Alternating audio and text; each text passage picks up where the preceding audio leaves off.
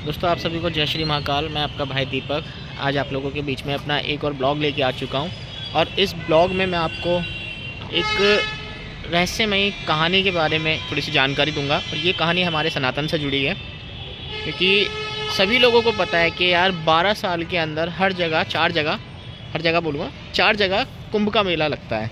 ठीक है, और इस बार का जो मेला लग रहा है वो प्रयागराज में लग रहा है। वैसे तो 12 साल का एक महत्व होता है, लेकिन ये जो प्रयागराज का जो मेला है ना, ये 144 साल बाद आ रहा है, जिसको महाकुंभ बोला गया है। और इससे ही हमारी एक सनातन के धर्म के प्रति एक बहुत बड़ी कहानी जुड़ी है। ठीक है, तो उसकी जानकारी भी मैं आप लोगों को देता हूँ। और उस कुंभ के मेले में मैं 13 तारीख को स्नान करने के लिए जाऊँगा। 13 तारीख भी वहीं रहूँगा, 14 तारीख को भी वहीं रहूँगा। तो दोनों दिन की अपडेट आपको मिलेंगी, लेकिन अगले एपिसोड में। तो फिलहाल अभी कुंभ की जो कहानी है कि भाई कुंभ क्या है, कुंभ का मतलब क्या है, कुंभ किसे कहते हैं। क्योंकि कुंभ मेला आप जैसे कि आप जानते हो कि भाई एक मेला टाइप का रहता है, लेकिन कुंभ किसे कहते हैं, तो इसकी पूरी जानकारी आपको मैं देने वाला हूँ इस वीडियो में। और ध्यान से सुनते रहिएगा कहानी। अगर आपको बिल्कुल लगे कि हाँ भाई मैंने आपको सही बताई है, तो वीडियो को लाइक कीजिएगा, चैनल को सब्सक्राइब कीजिएगा और आगे की वीडियो ज़रूर देखते रहिएगा नेक्स्ट यानी कि 3-4 एपिसोड के अंदर। जय Shri Mahakal. Ladies and gentleman, Uttar Pradesh के 76वें जिले महाकुंभ मेला में आपका स्वागत है।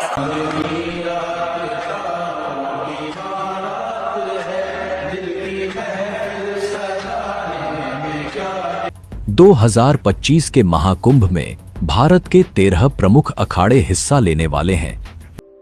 कुंभ संस्कृत का ऐसा शब्द है जिसका अर्थ होता है कलश या घड़ा। लेकिन सवाल उठता है कि अगर कुंभ केवल पानी का घड़ा है तो यह इतना बड़ा और विश्व विख्यात त्योहार कैसे बना। आइए इस वीडियो में हम आपको महाकुंभ के आरंभ से लेकर आज तक की पूरी यात्रा के बारे में बताएंगे। कुंभ मेले के इतिहास को समझने के लिए पौराणिक कथाओं को जानना होगा, जो इस पर्व की गहराई और महत्व को उजागर करती हैं। लेकिन आगे बढ़ने से पहले इस वीडियो को एक लाइक करके चैनल को सब्सक्राइब जरूर कर लीजिए, क्योंकि ये आपके लिए 1 सेकंड का काम है, लेकिन इससे हमारी काफी बड़ी मदद होती है। महाकुंभ मेले की पहली कथा सर्पों और गरुड़ देव के बीच की है। ऋषि कश्यप और उनकी 2 पत्नियों कद्रू और विनता से जुड़ी हुई है। कद्रू और विनता जो आपस में बहनें थीं और ऋषि कश्यप की पत्नियां भी थीं। एक दिन कद्रू ने ऋषि कश्यप से वरदान मांगा कि उसे 1000 विषैले और शक्तिशाली पुत्र चाहिए। ऋषि कश्यप ने तथास्तु कहा और कद्रू को 1000 अंडे प्राप्त हुए। यह देखकर विनता ने भी वरदान मांगा कि भले ही उसके पुत्र कम हों, लेकिन वे कद्रू के पुत्रों से अधिक शक्तिशाली हों। कश्यप ने उन्हें भी तथास्तु कहा और विनता को 2 बड़े अंडे प्राप्त हुए। समय बीतने के साथ कद्रू के 1000 अंडे फूट गए और उनमें से सांप उत्पन्न हुए, जिन्हें सर्पों की मां माना गया।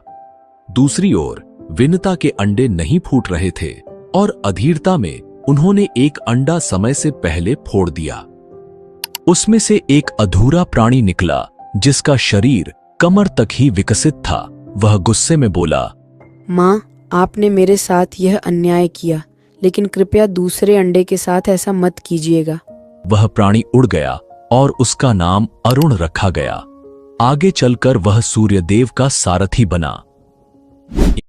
अगर आप में से किसी को लीवर की बीमारी है, लीवर फैटी है, लीवर फाइब्रोसिस है, लीवर सिरोसिस है, वह यह अन्याय किया, लेकिन कृपया दूसरे अंडे के साथ ऐसा मत कीजिएगा। वह प्राणी उड़ गया और उसका नाम अरुण रखा गया। आगे चलकर वह सूर्यदेव का सारथी बना। एक दिन कद्रू और विनता ने सूर्यदेव के सफेद घोड़े को देखकर शर्त लगाई। विनता ने कहा कि यह घोड़ा पूरी तरह सफेद है, जबकि कद्रू ने कहा कि उसकी पूंछ काली है। यह शर्त प्रतिष्ठा पर आ गई और तय हुआ कि जो भी हार जाएगा उसे दासी बनना पड़ेगा। कद्रू ने अपने नागपुत्रों से कहा कि वे सूक्ष्म रूप धारण कर घोड़े की पूंछ से चिपक जाएं, ताकि वह काली दिखाई दे। नागों ने ऐसा ही किया और कद्रू शर्त जीत गई।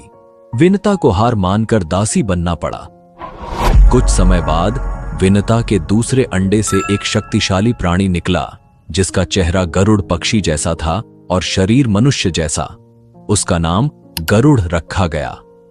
जब गरुड़ ने देखा कि उसकी मां विनता कद्रू और उनके 1000 सर्प पुत्रों की दासी बन चुकी है, तो उसने अपनी मां को मुक्त कराने का संकल्प लिया।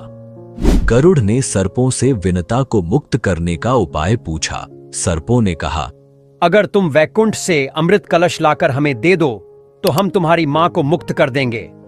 गरुड़ ने यह शर्त मान ली। वैकुंठ धाम पहुंचकर गरुड़ ने अमृत कलश प्राप्त किया। देवताओं ने उन्हें रोकने की कोशिश की, लेकिन गरुड़ अपनी अद्वितीय शक्ति के बल पर सफल रहे।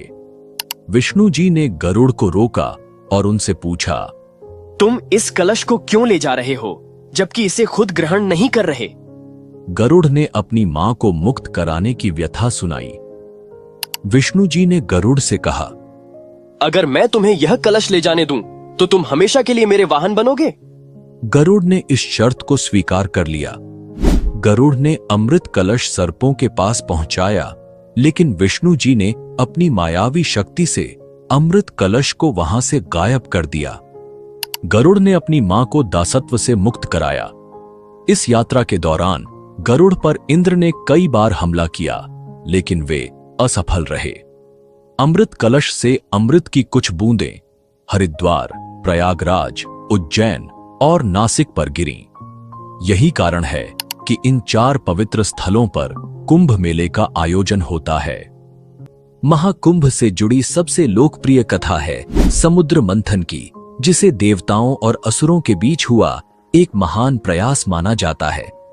विष्णु पुराण के अनुसार एक बार दुर्वासा ऋषि ने एक दिव्य माला बनाई और इसे देवराज इंद्र को भेंट किया, लेकिन इंद्र अपने अहंकार में डूबे हुए उस माला को अपने ऐरावत हाथी के मस्तक पर रख दिया। ऐरावत ने वह माला जमीन पर गिरा दी और अपने पैरों से कुचल डाला। महर्षि दुर्वासा ने इसे अपना अपमान समझा और क्रोधित होकर इंद्र को शाप दे दिया कि उनका वैभव नष्ट हो जाएगा और सभी देवता अपनी शक्तियां खो देंगे। इस शाप के बाद देवता कमजोर हो गए और असुरों से पराजित हो गए। अपने वैभव और शक्तियों को पुनः प्राप्त करने के लिए ब्रह्मा जी ने देवताओं को सुझाव दिया कि वे असुरों के साथ मिलकर समुद्र मंथन करें। इस मंथन से अमृत निकलेगा, जिसे ग्रहण कर वे अमर हो जाएंगे।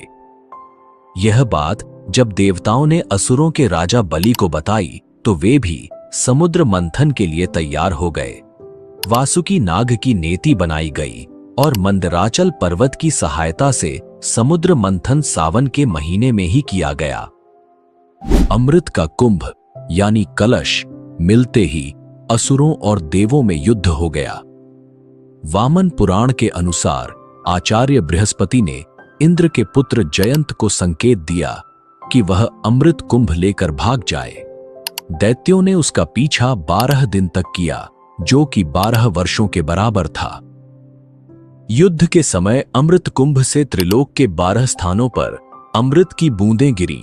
इनमें से 8 स्थान देवलोक में और 4 स्थान पृथ्वीलोक पर स्थित हैं: हरिद्वार, प्रयागराज, उज्जैन और नासिक।